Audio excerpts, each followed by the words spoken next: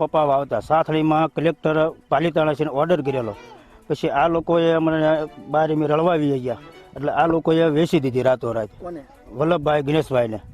પછી એ મારા કાકા થાય છે. પછી એમ આવ્યા એટલે સરપંચને કીધું, સરપંચ એમ કીધું તમે કાંઈ કરતા નહીં, હાથે ઘીરે આવો. પછી સરપંચે ઘીરે બોલાય, લાલભાઈ સરપંચ છે એને ઘીરે બોલાયા અમને. એમ 8-10 જણા ગયા. પછી એને એમ કીધું કે સાહેબ એટલે સરપંચ આ રીતે છે, એટલે સરપંચે ઓલા લોકોને કીધું તમે જમીન ન લેશો, એટલે કે સારું કે એમ નહીં લેવી. પછી બીજા દી બપોરે આમાં ઘઉં વાવવા મળ્યા અને કબજો કરી લીધો.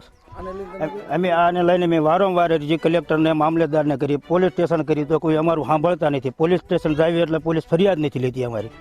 પાળિયાદ પોલીસ સ્ટેશનમાં કાલે અમારી માથે ટ્રેક્ટર આવવા દીધું, તો એ લોકો જમાદાર સાહેબ કે ટ્રેક્ટરવાળાનું નામ ન હોય અને ફરિયાદ લેવામાં ન આવી, ટ્રેક્ટર રજૂ કરવામાં ન આવ્યા. પછી નરેશભાઈ પરમ દિવસ અહીં ટ્રેક્ટર રાખતા એ કે અમે 5 ભાઈઓ છીએ, 4 મરી જાય ત્યાં લગન અમારે ખેડ કરવાની છે, તમને ફોન કરશો, તમે આવજો થાળ ઉપર ખબર પડે.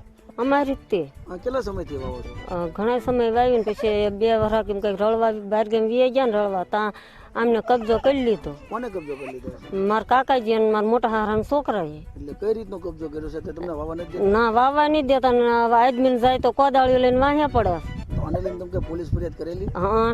તો એ શું કીધું પોલીસે? પોલીસ વાળા જવાબ નહીં દેતા, અને હવે જવાબ ન દે પછી અમારે ના ઝીણા ઝીણા છોકરાને બાયુને બધા ના જઈને મરવાનું જ ખરું ને કમોતે. કેટલીક જમીન છે? કેટલા વીઘા? 13-14 વીઘા હશે કે 15 વીઘા હોય. એટલે આ જમીનમાં તમને વાવવા જ નથી દેતા? વાવવા જ નહીં દેતા ને વાવવા ત્યારે શું થાય? વાવવા આવી તો બાજવાનું થાય ને કોદાળીઓ લઈને વાહ્યા પડે. અમે પેલા